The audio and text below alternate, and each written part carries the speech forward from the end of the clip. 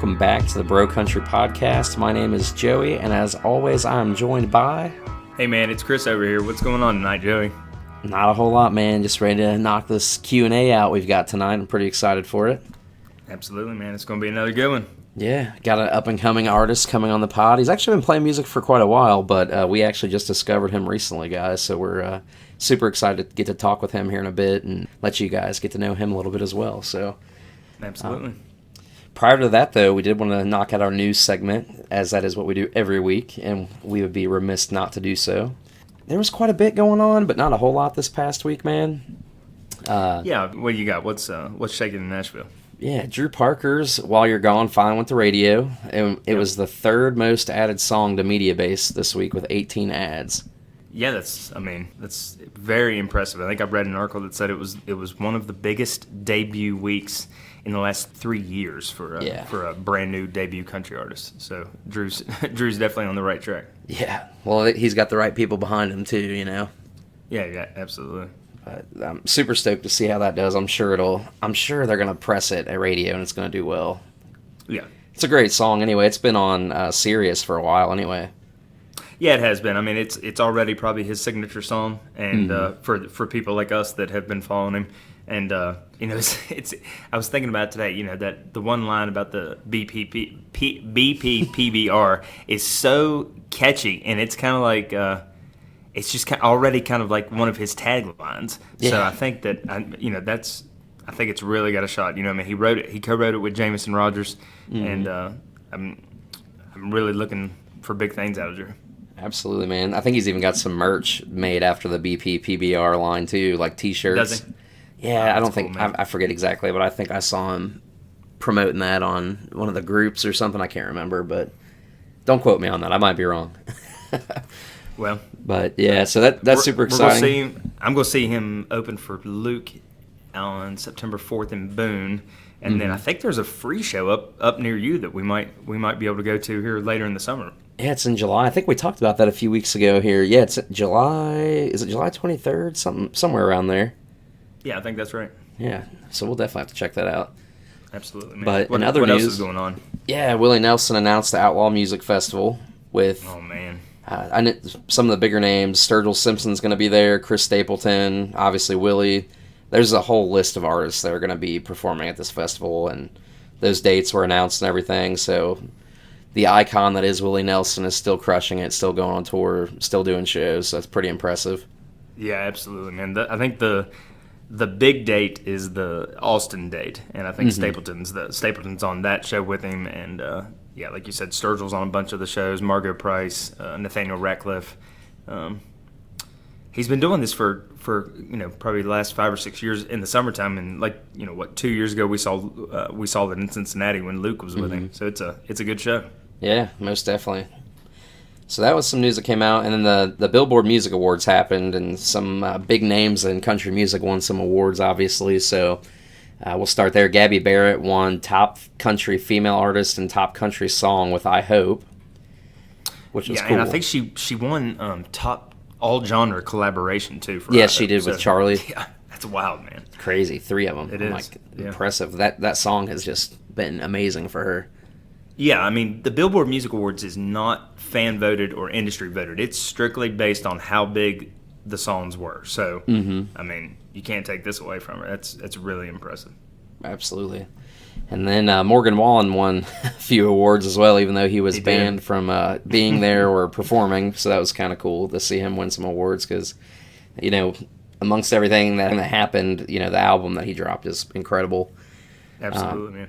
He won Top Country Artist, Top Country Album, and Top Country Male Artist. Yep. So that's pretty sweet. Florida Georgia Line won Top Country Duo or Group. Which I'm kind of surprised Dan and Shay didn't win that, but I don't know. Maybe I don't know. It surprised me a little bit. Super strange. And speaking of FGL, can we just talk about their next radio single? Tell the listeners. Little Bit is what it's called, and it's. I mean, I couldn't even really listen to it all the way through. We actually had one of our listeners ask us to bring it up. David on YouTube commented on our episode and asked us to talk about this, and What an interesting single to put out to country radio. It's a rap. Yeah, It's pretty much a rap song, you know. It is. I mean, you know, if if somebody's going to do it with Nelly, which this is their third collaboration with Nelly, I mean, if somebody's going to do it, it's going to be FGL. And I really think that, I mean, they only released 2 singles from this last album, and now they're moving on to this. And this is on Nelly's project. There's a remix of this on the end of their album, but it's not that version. It's the version that came out first, which it has a ton of streams. And, you know, it's getting a lot of plays out there, but it's definitely not a country song. I just don't see how, you know, with all due respect, how songs like that can go to country radio. Right. No, I agree with you. I mean, it's weird. It sounds like a huge pop hit, but it does not sound like something that would be played on country radio. Yeah, it's I don't know. Insulting, maybe? We'll see. I think I don't know. I don't have high hopes for it on country radio. I think I don't think so. It's weird how country radio has just changed over time, you know, and the type of music that can just be allowed on the charts. I mean, that's a story for another day, though. Absolutely. But, so that's a very interesting choice to send to the radio. I don't think it's going to do well. I think a lot of people are going to be pissed off about it because they're going to do the whole, it's not country, you know, so. Yeah, which I agree. It's not. It's, you know, it's a pop song. But anyway. Then they announced a big tour today, though. Yeah, they did. FGL, Lauren Elena, and Russell Dickerson announced their tour. So that... Everybody is going to be on tour this late summer and fall. It's amazing when you think about even just trying to schedule these amphitheaters, because almost every other day there's going to be a show at most of these places. I mean, it's going to be wild. Well, as all the restrictions are starting to get lifted and, you know, not as tight for the, you know, in reference to the pandemic, so many more artists are like, oh, shoot, I'm going to schedule a tour finally. And, you know, I'm here for it, man. I'm excited. That's right, man. Been a long time without a real live show, you know. Let's go. We're ready. But then Morgan Wallen dropped an unreleased song, actually, to his social media, Thought You Should Know, which is a co-write with Miranda Lambert. It is, yeah. It's a co-write.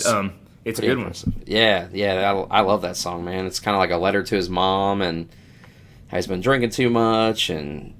basically kind of like he's calling home late at night to talk to his mom about just his life and thoughts and how he's met this girl, and I loved it, man. I thought it, you know, Morgan, you know, obviously is one of our favorites, so anything he really puts out I pretty much like. It's weird because it sounds like something that he wrote recently with kind of about the stuff he's going through, but from what I read online, it's like a year and a half old that they wrote it a long time ago, and it was considered for dangerous, and, you know, for whatever reason they just They just left it off, but, you know, I guess it probably just struck a nerve to him right now and thought it was a good time to go ahead and get it out there.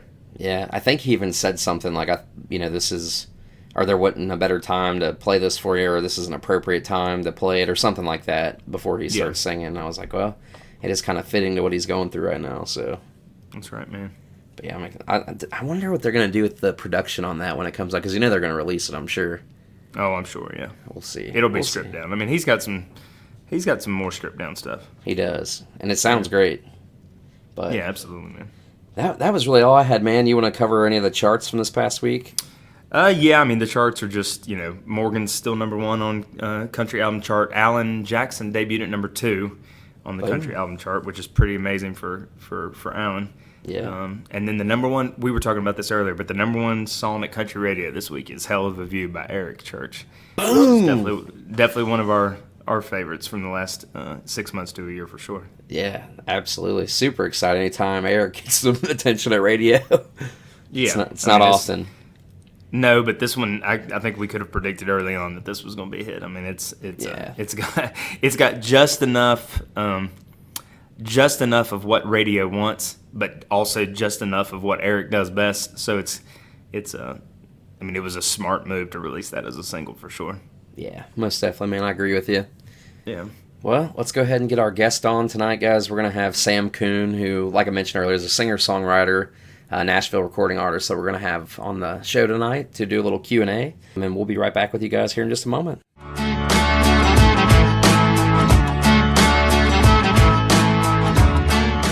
And welcome back, guys. We're now joined by our guest, who is a Nashville singing, Georgia-raised independent country artist, Mr. Sam Koon. Thanks so much for coming on, Sam. How you doing tonight, man? Hey, guys. I'm doing well. How are you guys? Good. We're good. Doing well, though.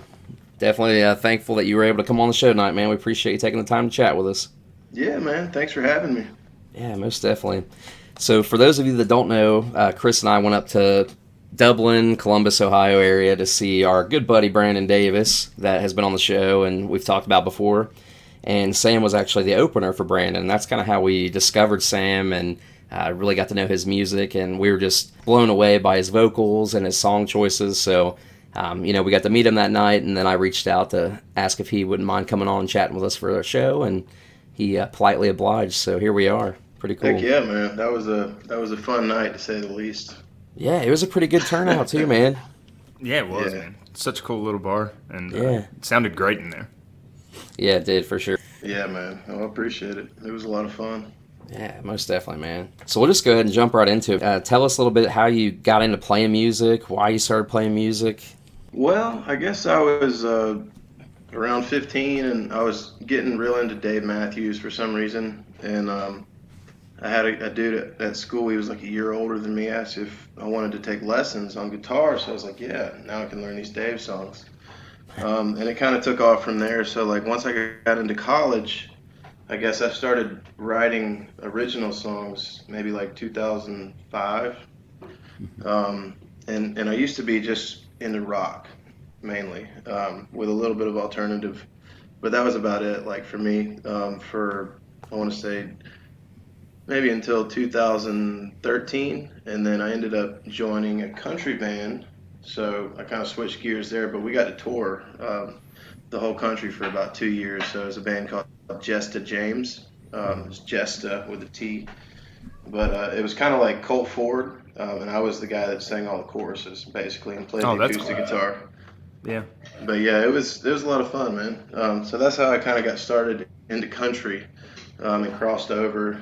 So I've been here ever since, man. I can't get away from it songwriting wise. It's kind of addictive, writing country music. Absolutely, man. It's funny you mentioned Dave Matthews. The very first concert that I ever went to with my buddies, that my parents weren't with me, was a Dave Matthews show here in my hometown, and I will remember that night for the rest of my life. What a wild night that was. He is awesome live. Yeah, dude. I've never seen anything like it. I think I've been to like 15 concerts. Have you really? Yeah. It's been a while since I saw him, but he definitely leaves a mark on you because it's nothing like going to a country show. That's for sure. Yeah, dude. Carter Beauford on the drums, man. He's just crazy. He is. Yeah, for sure. So, I mean, other than Dave, I mean, as you were starting first to kind of get into country, were you drawn to any certain style or any certain people there back in the 2013, 2014 range?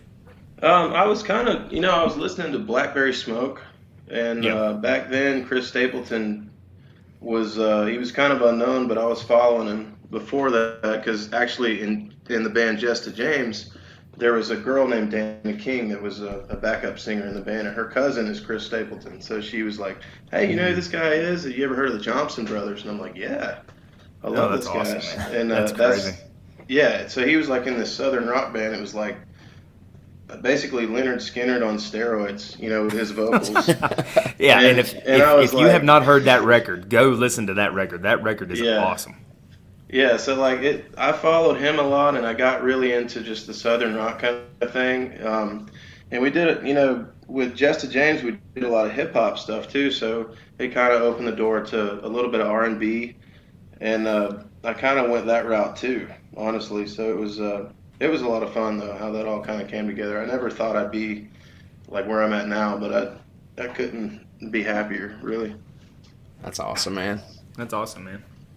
Well, obviously, you spoke about Dave Matthews and those other artists there, but who are some of your favorite current artists that you're listening to? Right now, I'm always going to say Chris Stapleton first, but Morgan Wallen, I'm a big fan of him. Luke Combs. I'm always anxious to see what Blake Shelton's going to put out, just because, we're always kind of every now and then writing for him too, so you just never know. He's one of those wild cards, but yeah, I mean, I think those three in country are my favorites right now, but it's always up for change. I mean, I'm a huge fan of obviously Brandon Davis, That's and right. also my buddy Andrew Janakis. Oh yeah. who's got it Oh, going really? on. Yeah, Oh, he does, doesn't he? absolutely, man. He's crushing it. He And is Lily crushing it. Rose, she's another one that I'm just a huge fan of. So they're I all doing only their know thing. I only know Lily's single. I haven't listened to any of the other stuff yet. But that song is stuck in my head right now. Man, she's released ever since Villain. She's released two more that are just as good, if not better. Like Really, I'm especially her about to check last, those out. yeah, her last one was Sam Hunt was a writer on it. Oh wow, Yeah, Dang, that's crazy. That's awesome. that's we're yeah, always looking for new stuff, so that's cool. Definitely have to check her yeah. out. It's really cool. So, Go ahead, Joey. oh, I was gonna say, Sam. I mean, you've obviously been putting some music out for a while now. What's been your most favorite song to be a part of, and why? Well, honestly, I think it would be a song that's unreleased right now. It's going to be coming out this summer, so I got one called Dry Day in June that's hopefully going to release mid June, and that's going to be followed up by this song. So it's a song that I wrote, or me and my buddy Alex Pennington Smith, we wrote just kind of thinking about life and thinking about our kids and the situation that we're both in. And so it's a song kind of dedicated to our kids, and it's called Every Other Weekend.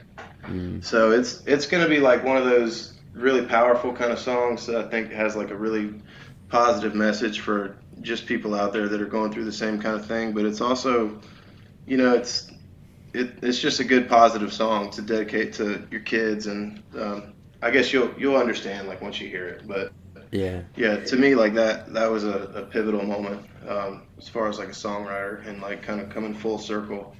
Yeah. Yeah. Didn't you play that at the show in Dublin? Yeah, I was gonna say I yeah, I remember that did. one. Yeah, that one did stick out, man. That's an awesome song. I appreciate it, man. Yeah, Yeah. most definitely. How did you get with Brandon there and get hooked up for the show up there in Ohio? So I met Brandon the first time. I met him through Alex, and we had a write set up. It was like a Zoom write. So that was really my first time meeting him. Like I followed him on TikTok for probably at least a year. And at the time, my buddy Anthony Stone, who works with Andrew Janakis, and he works also with Brandon, but he was like, you need to check this dude out on TikTok and like kind of see his following.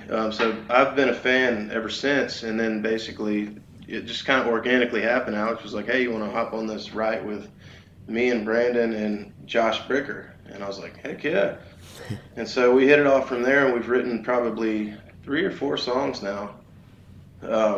And he kind of just out of the blue texted me after we wrote a few songs and was like, hey, I got this gig coming up, and they asked for an opener, and I'd love to have you. And I was like, dude, say no more. so that's how we ended up meeting for the first time too, was for that gig. So we had me, him, and Destiny, man, we had a freaking blast, like to That's and from cool. there. Yeah, it was That's a wild cool, man. weekend for sure. That's awesome, man. They're good people too, man. Brandon and Destiny were huge Oh, yeah, fans of them. dude. They're the best. They're awesome people in general. Yeah, it's been crazy watching his like following just blow up over the past year. I'm just like, wow. Yeah, I think it's just cool because he's just being himself too. Like Yeah, he's not. just genuine guy, Yeah. just singing about real stuff and just putting his real life out there on social media, and people they love like transparency. So I think that's just really working well for him. Yeah, the authenticity, man. Most definitely, man. But speaking of just your music in general, obviously you've got an amazing song that's out. It's called "If Heaven Has a Back Door." Could you tell us just like the background of that song and how it came to be? Yeah, man. It was kind of an idea, like a title idea I had in my back pocket for a while, but this was actually several years ago now, but I took a trip to Nashville with Alex, my buddy, Alex Smith, and we wrote with Jason Afable, Alex, and then Eric Webb. And I just kind of brought up the title, and I was like, I feel like this is every person's story, like at least the Christian following, like, nobody's going to feel like they're enough, and they're always going to kind of beat themselves up more than anybody else would. I feel like that's kind of the average mindset of like how you're doing in life, and there's some really positive people out there, but it's kind of meant to relate to that average person that maybe having a hard time and thinking like, man, if I ever freaking get to heaven, God, it's gonna be through the back door because I got all Amen kinds to of that, stuff man. over my head. You know what Yeah. I mean? Like I feel like everybody can at some point in their lives admit that. So it was meant to be like kind of a positive message for that average person. Not I hate to keep saying average, but you know what I mean. Like for that Yeah. typical person that may be a little too hard on themselves and be like, look, man, you're preaching to the choir, you know. Mm-hmm. And Most we definitely. and that was cool too. Like when we recorded the song, like we actually drove to Rome, Georgia, and my buddy Breon Ford, at the time he was doing music in Rome, and we got this choir to sing like at the end of the song. So it was just having friends and really close friends involved, and like getting to travel just to record the song. I was like, man, this is pretty cool. Yeah, that's awesome, man. Speaking of, guys, we'll go ahead and play a little snippet of If Heaven Has a Back Door so that way you guys can get a little taste of what Sam's music's like. So we'll go ahead and play it now, and we'll be right back with you guys in just a moment.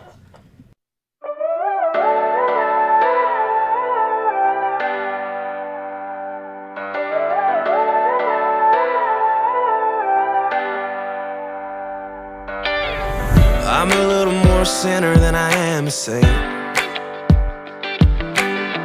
More man in black than no King James.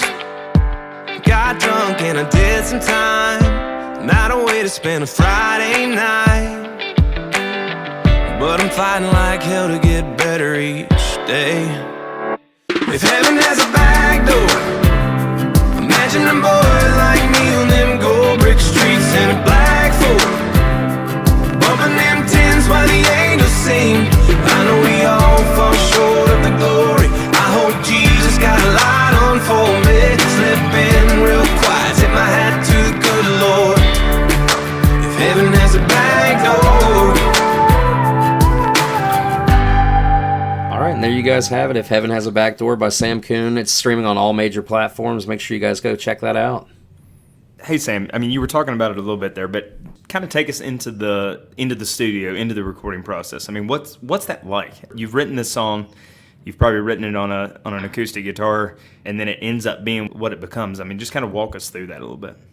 Man, it goes through several stages, and it's pretty. I don't want to say enjoyable, but it's pretty fun because there's always going to be like a new layer. Like you start off with the demo, and even if you get a demo, like instead of like a voice memo on an iPhone, that's exciting enough.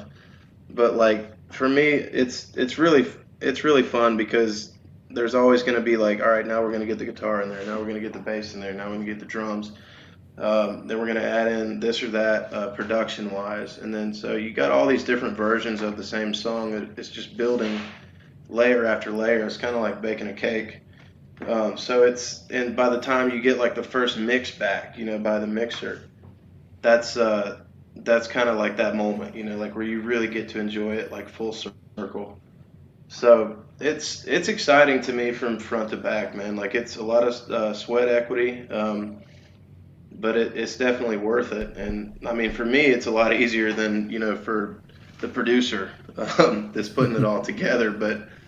But it's definitely an amazing process, and it's really addictive. So it's kind of like to me one of those positive addictions you can have in life, like if you're passionate about it.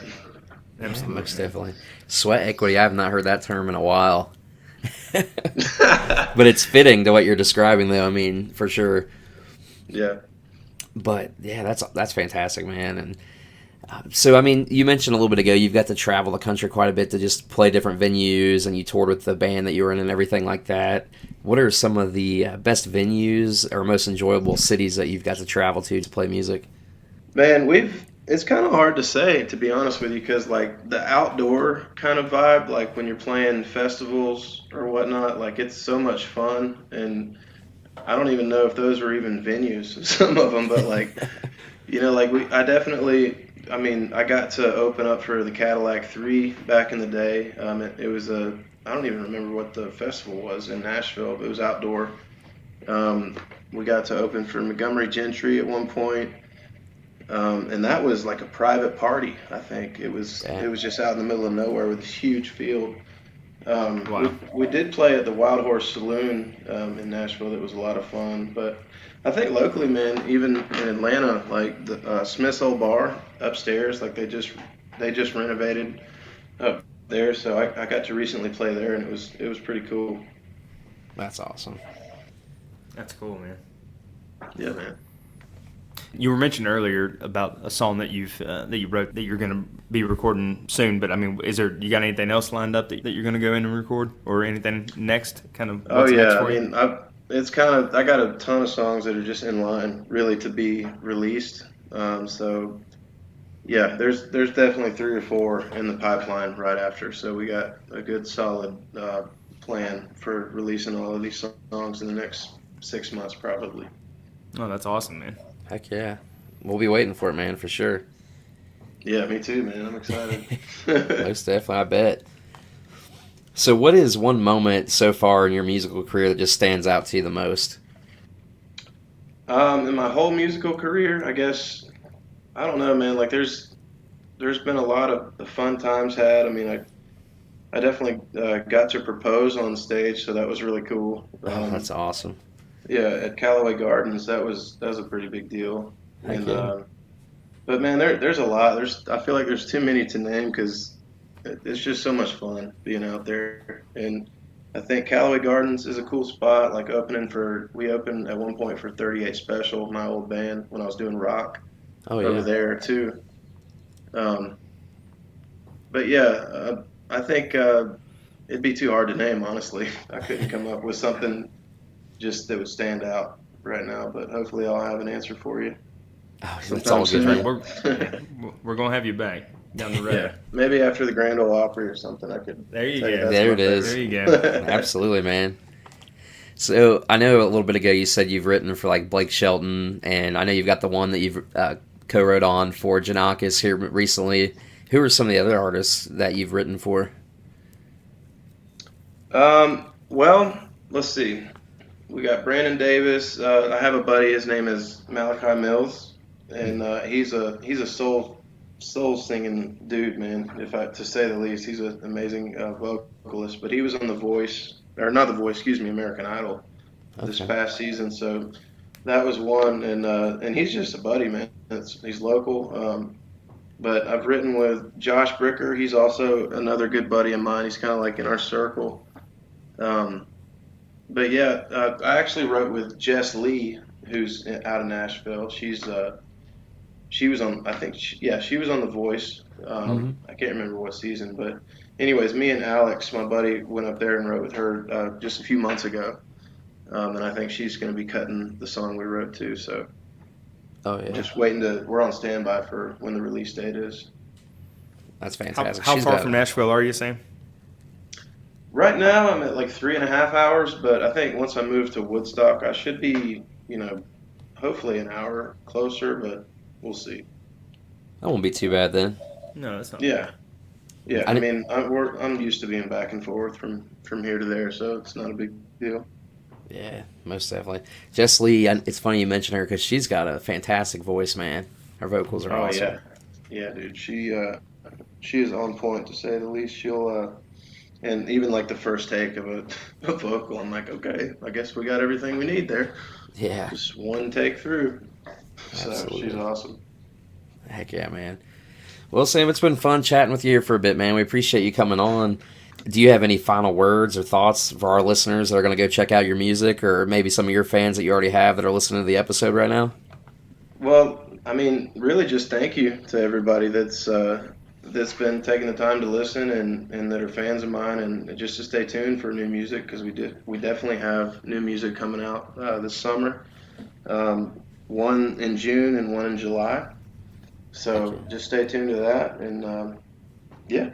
We'll be waiting for it, so can't wait. But yeah, guys, Sam's all over social media. Go check him out. His handle is at Sam Koon Music. That's SAMKOON Music. And while you're at it, check us out on all social medias. Just search Bro Country Pod. You'll be able to find us everywhere. And I think that's going to wrap it up for this week, guys. As always, until next time, keep it country and take care of each other. If heaven has a back door, imagine them boys like me on them gold brick streets in a black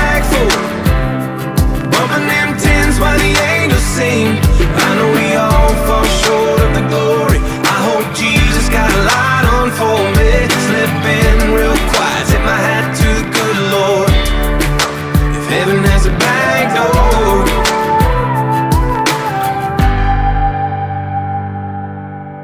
Met a girl, bought a house, got a baby on the way. So what, we got married just a little too late. Mama said we might have jumped the gun, but Daddy said we were way too young. Everybody's always got something to say. If heaven has a